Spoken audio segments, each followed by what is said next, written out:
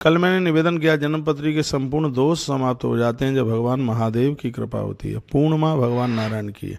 इस दिन सत्यनारायण भगवान की कथा का बहुत ज़्यादा प्रभाव है। ज़्यादा नहीं, 1 वर्ष के ही लिए आप हर पूर्णमासी के दिन भगवान सत्यनारायण भगवान की व्रत कथा पंडित जी महाराज को बुला करके और आप सुन लीजिएगा। फिर देखिएगा यह साल आपका क्या अद्भुत होता है, क्या कमाल का होता है। सत्यनारायण भगवान के व्रत की कथा में पंजीरी, चरणोदक, दही का चरणामृत और इसमें दिया जला करके कथा को श्रवण करना, घंटा घड़ियाल बजाना और शंख बजाना और चवर के द्वारा भगवान की आरती करना, शंख में जल भर करके भगवान के ऊपर उसको घुमाना, ये पूर्णिमा के दिन बहुत ज़्यादा ये अपने आप में ज़्यादा प्रभावी होती हैं। इस दिन रात्रि को चंद्र भगवान को अर्घ दिया जाता है।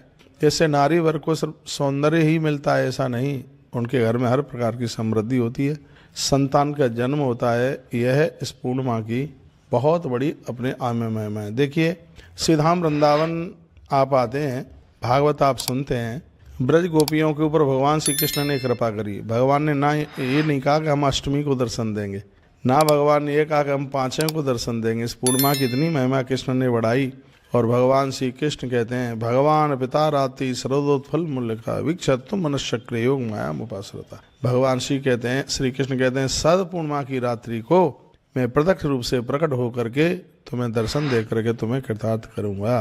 तो आप समझ लीजिएगा कि पूर्णिमा अपने आप में कितनी बड़ी दिव्य है। पूर्णिमा की इतनी बड़ी महिमा है कि पूर्णिमा को युगाब्द तिथि कहते हैं।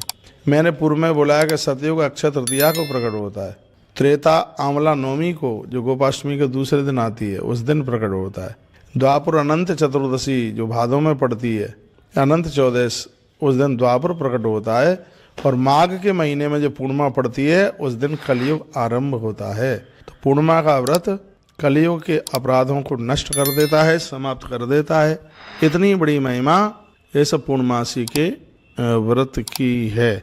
कल भी मैंने कुछ बातें करी थी, व्यासपीठ से भी करी। जन समुदाय ने बहुत बड़ी सराहना करी।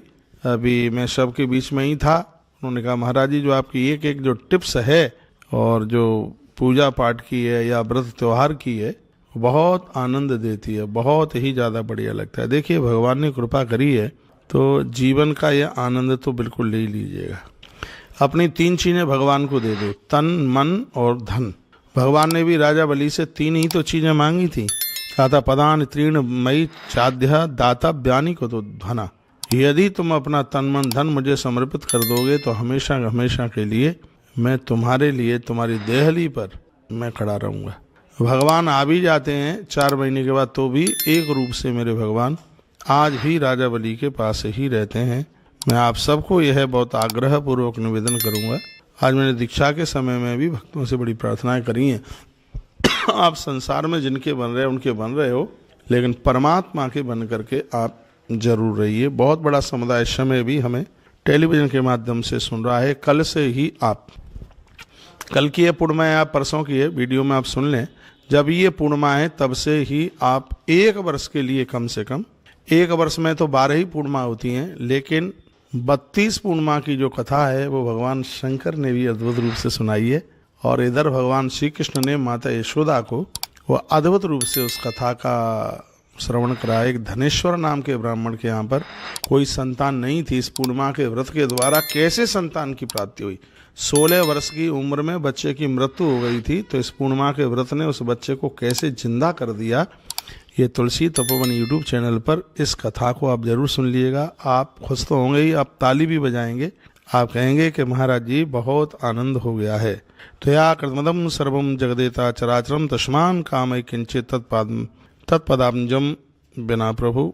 ऐसे भगवान प्रभु, ऐसे परमात्मा जिनके लिए कहा गया है कि वह हमारी भक्ति से जब प्रसन्न होते हैं तो हमें वो सब कुछ लुटा देते हैं, किसी भी चीज़ की कमी नहीं रहने देते। ये उनकी बहुत बड़ी महती कृपा है।